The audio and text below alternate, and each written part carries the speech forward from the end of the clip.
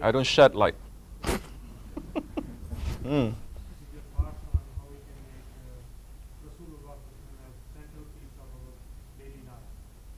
Yes. Yeah. The Holy Prophet ﷺ brought a lifestyle. He did not bring just one book that he put under his arm and spread it out to people and say, now take this book and run. He brought a lifestyle. And he has inheritors. In one hadith, the Sharif is saying, I'm going to go, but I'm going to leave you two things.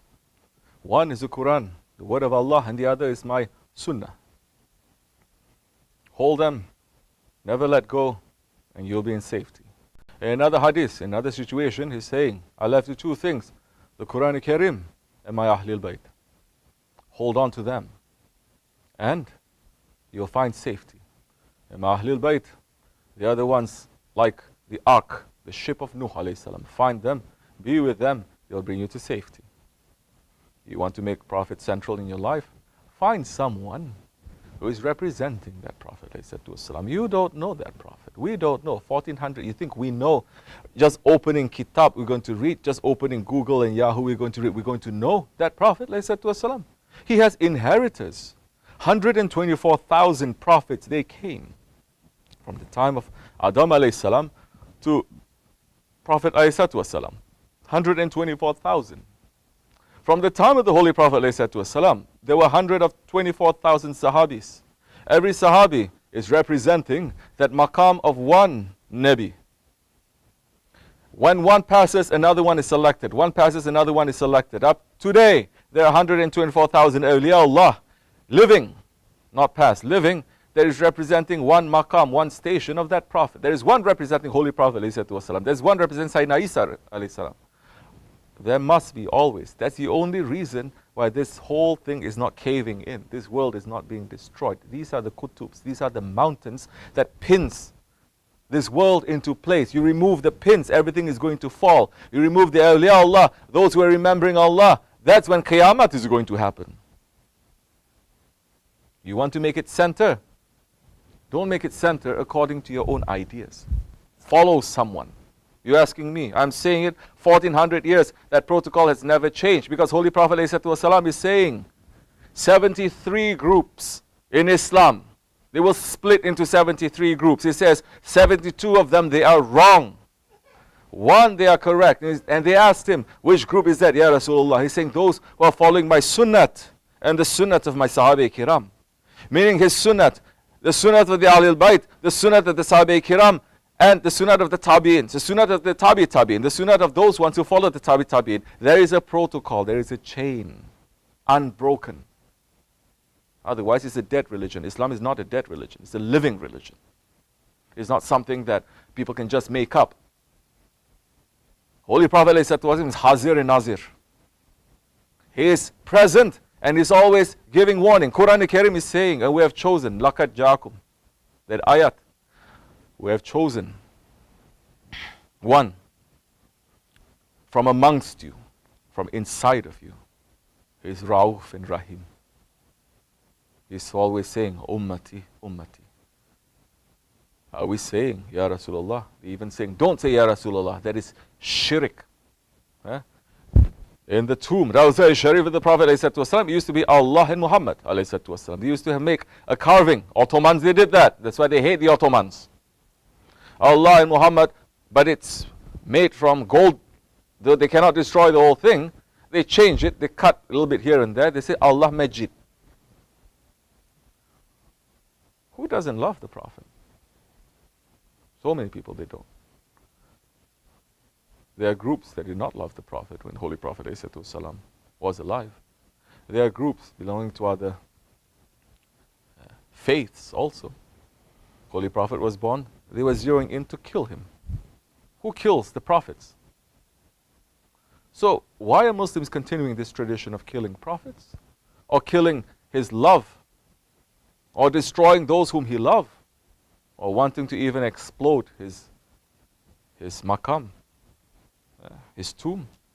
Those who have lineage with those who hate the Holy Prophet ﷺ.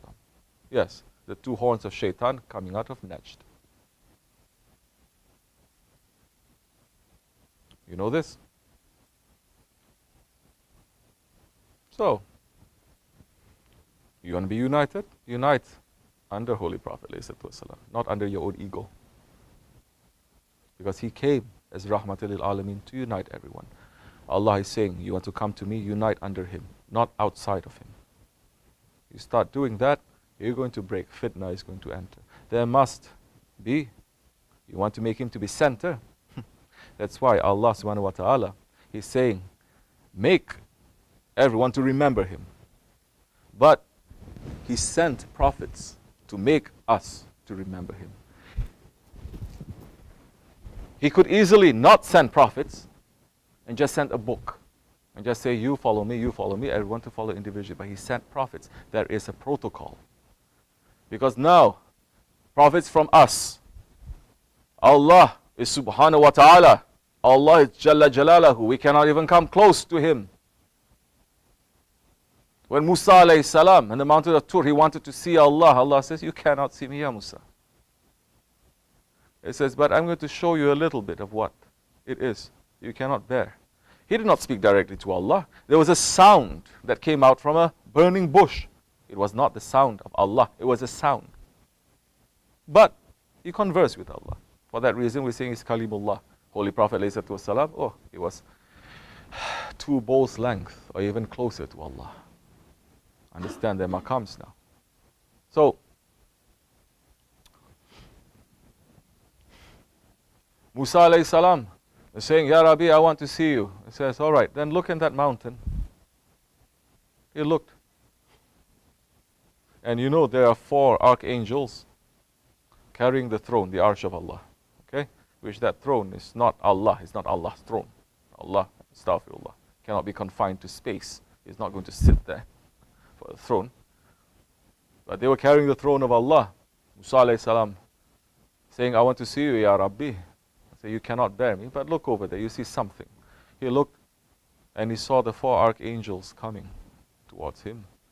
And they were making zikr, La ilaha illallah, La ilaha illallah. He looked and he was so holy and terrifying, he dropped down dead. He turned white, dead. Because the human form, this, cannot carry that. Especially this physical self cannot carry that. That is coming from heavenly lights, divine lights, you cannot carry. For example, a man cannot come into a room that is irradiated. His physical body cannot carry it. You cannot even take this body and swim anywhere that you want in the ocean. You go deeper, you will explode. What makes us think we can go to the presence of Allah subhanahu wa ta'ala? But Allah sent prophets, make it easy for us. One of us, He could have sent an angel, but He didn't. He sent a man like us. Holy Prophet ﷺ came. He sat like us. He talked like us. He ate. He's like us, but He's not us. Now it's easier for us to find a connection because He's like us to reach to Allah. He passed 1400 years ago. He did not disappear. And He's saying, follow my Sahabis. Follow my Ahlul Bayt. Follow those ones who follow them. Follow, follow, follow, follow. He did not say, follow me directly. He didn't say that too. So, you want to make the life of the Prophet ﷺ be central in your life. The love to be central in your life. Find someone. That time, that person can prescribe for you. Otherwise, you can say that, oh, I love him so much, I don't want to follow, but you're going to get so much confusion. You're going to say, what do I do like this? What do I do like that? Because there is no real connection to someone who's saying, take my hand, I will lead you to him. You cannot go by yourself. So, to put the love of the Holy Prophet ﷺ, that's why the tariqats they are there for. The turuks, the Sufi orders they are there for. They're teaching nothing but the lifestyle and the love of the Holy Prophet ﷺ. And there's a time when those ones, they look at the Holy Prophet ﷺ, they're reminded of Allah. And those ones who look at the Sahabe Kiram, who had seen the Holy Prophet ﷺ, they say, you remind us of the Prophet. And it continues, and it continues. That is the law of nature. That is divine protocol. It will never change. Inshallah Rahman. So be in holy associations. Find, doesn't matter who it is, find one guide. Even if that one is not too good, because you are sincere, Allah will remove him and place a better one for you. Don't be proud to say, I'm going to find the perfect sheikh for me to go. Are you perfect? You're going to go what you can afford, no? You say, I want the perfect doctor, but you can't afford it. Tough. You got to go to someone that you can afford. Maybe that time, through his connections, he'll say, go to this one, go to this one, go to this one, and you'll find safety. Better. Otherwise, it's not going to be too easy. Long road ahead of us. Tariqat, yes, teach us a seriousness. Because Islam is not a game. It's not a game. Our existence in this life is not a game. It's not to make social network, to eat and to drink, to work from 9 to 5, to procreate, have houses, and after that we die, we finish. That is not the reason of our creation. We're going to lose a lot that time in the future. Have it. That's what I'm